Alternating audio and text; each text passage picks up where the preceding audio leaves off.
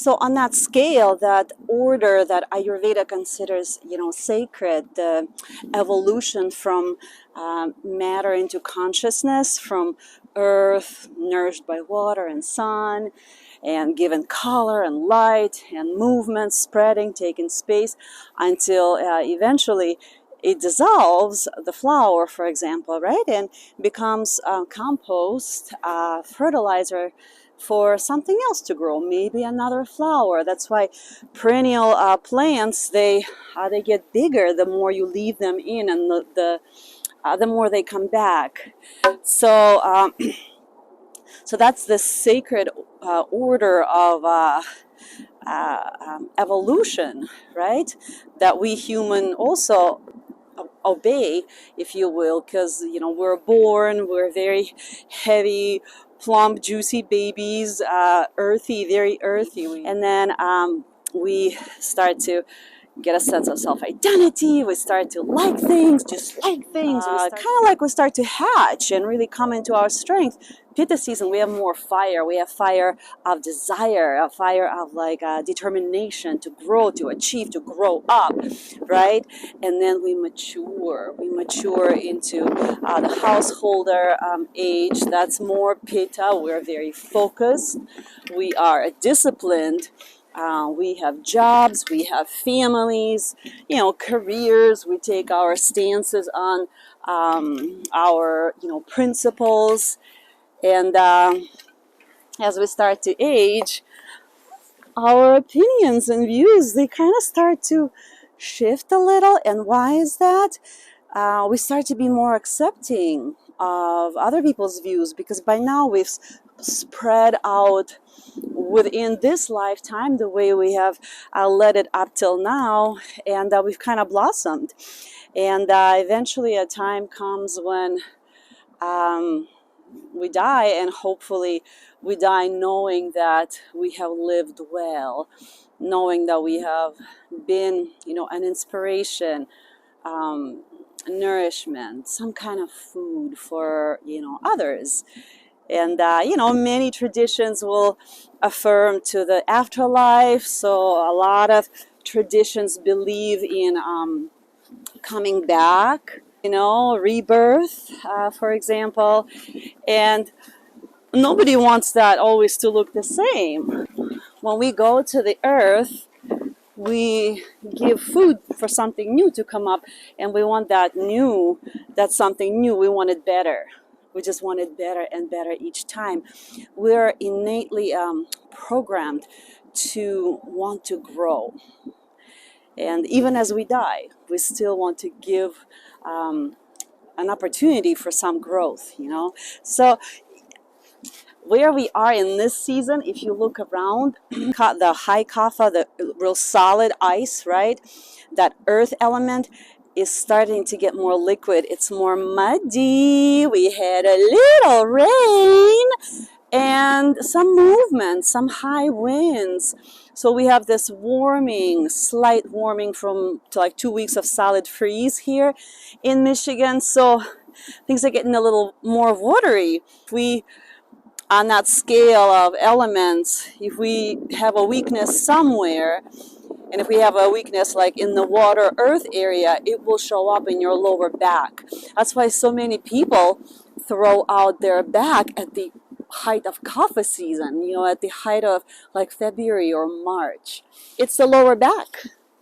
It's the lower back, and mine gave out. I went into a very watery place, Barbados, with strong surf, and I went surfing, and I really threw it out. And then I played in the waves and threw it out again.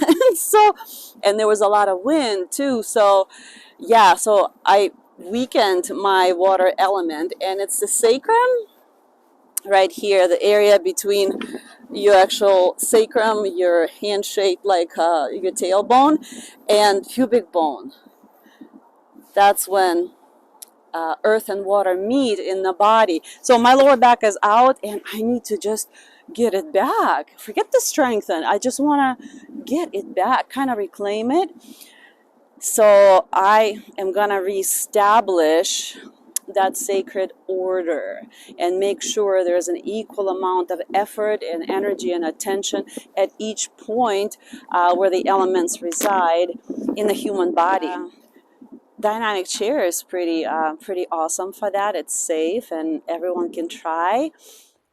So let's prepare by warming up the pelvic bowl. Set your feet wide apart and shifting weight from one foot to the other. Start to twist loosely from side to side, letting your arms fly around you, wrapping around the torso, and pivoting from foot to foot, syncing your breath to movement. And if you have a prop like a long stick, I have a bow staff here that we use a lot in the Child of Prana program. Or if you have a weighted rope, you can use the prop to, again, drop into the pelvic bowl. But then widen your stance, soften the knees, and swing the prop down low. Now I'm ready to strengthen the entire bowl, the sides of the hips, sides of the back, lower back, pelvic floor, and just this lower core. Strengthen it all and strengthen the whole area of my lower back, not just the back itself.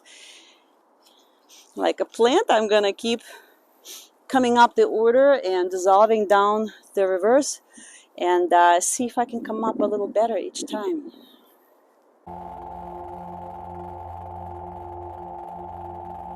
So take a comfortable stance with your feet about 4 inches apart. Gently swing from side to side, forward and back until you feel your weight settle down in your heels. Tailbone heavy. Getting heavier and heavier, surrendering to gravity, sinking down, down, down, until you have to bend at your hips and fold forward, relaxing your lower back, middle back, upper back, shoulders, neck, and finally head, dropping it. Taking a good, fulfilling breaths here. And when you decide to come up, coming up with the head first, lifting it, then shoulders, upper back, middle back, lower back. Register your strength here. Stay an extra breath. And finally, inhale all the way to standing. Adjust. Then again. Exhale, sink down to the heels, tailbone surrendering to gravity, sinking, sinking, sinking forward out over your thighs, relaxing lower back, middle back, upper back, shoulders, neck, head. Breathe comfortably. Feel your weight on your legs, your strong legs, until you decide it's time to come up, and from that decision center, from the mind, the space of ether, we start to come up again. Head, neck, shoulders, upper back, middle back, lower back. Again, we register our strength. We take an extra breath. And again, we relax upright.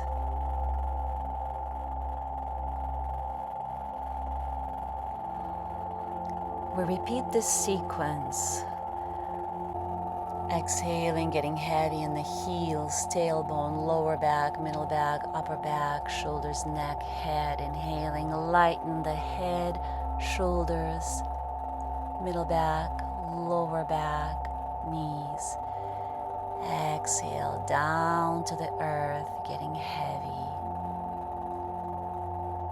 Inhaling from the mind to the heart, navel, hips. Exhale, heavy, earth, water, fire, air, space, relaxing it all down. Inhaling, lifting the lightest of all, mind, space, then heart, air, then navel, fire, then hips and back. Relaxing your lower back down first and engaging it on the way up last.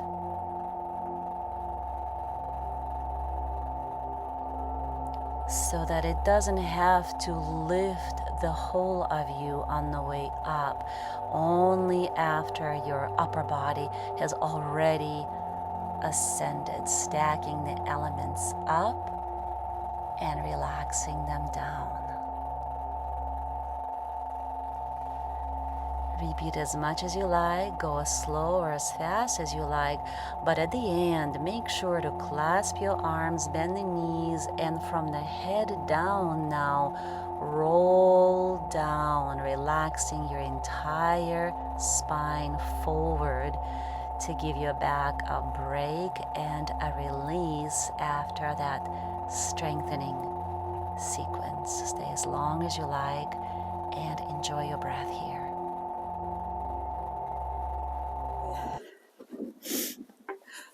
Ooh, and I even found an awesome warrior opportunity. I'm going to do a warrior one, an asymmetrical strengthening extension to make sure both sides feel approximately equally strong. So I'll challenge myself because, ooh, this is scary, just stepping on over. But I will use my pole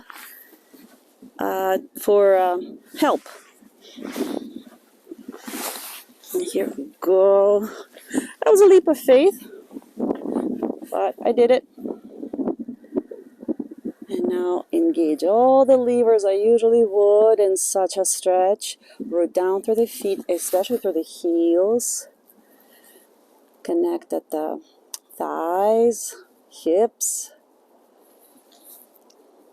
and engage the pelvic floor, perineum. Oh, that will feel good to actually and eventually lean forward and straighten my arms into a stretch, a version of Anahata Asana, the heart opener. So the heart, it is like your blossom. It's the air and light that makes a flower open up like that. It's the biggest and it's the most delicate. Oh, that's why it's important to contain it. Ooh, and not let it get blown away or destroyed too early. We are in the lower back time of season right now. And you know what? My back does feel so much better. Hot damn. I'm going to do the other side. Other side. The key points to remember here are always rooting in every standing posture. And even though my footing here is less stable than it would be on the ground, but I do have a third leg, and it's my pole, and maybe you have a friend whose shoulder you could lean on. But here again, the same principle, rooting down through the feet, hugging your hip bones back towards the tailbone, and from that foundation, extending the spine forward, relaxing it, stretching the underarms, and opening the heart safely in a contained manner and so sweetly.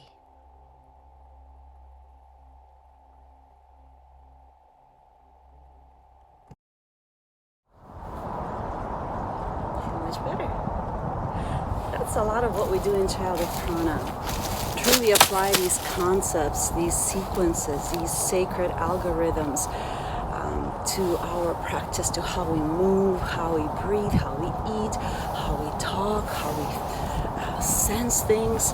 And it's this really beautiful exploration into the healing potential of yoga from the perspective of Ayurveda. So I hope you join us. It's not too late to hop on board. It's ongoing, it's never too late, but this time I have prepared something truly special that I want to share. Through my dissolution eventually, I would like that to grow, so better. We all want the next day to be better, and ourselves to be better, whatever that means for you. Healthier, happier, calmer, or just the opposite, more active. What is it? What is that better version of you? And we'll find it together.